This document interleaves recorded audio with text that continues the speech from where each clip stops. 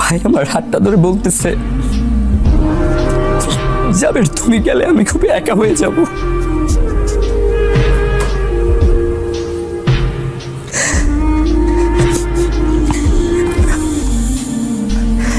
আমি আর গেলাম না, আমি থাইকে গেলাম। আমার কেরিয়ার সামনে করা যাবে, সমস্যা নেই, কিন্তু ভাই তো আমাকে একা রেখে চলে গেল।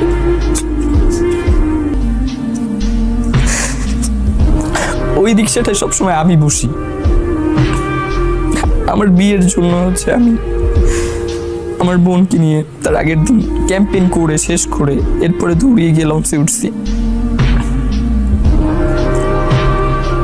আমার কাছে মাঝে মধ্যে এমনও মনে হয় যে ওই রিক্সাটা যদি আমি থাকতাম তাহলে হয়তো ভাগ্যে গুলি করতে পারতো না।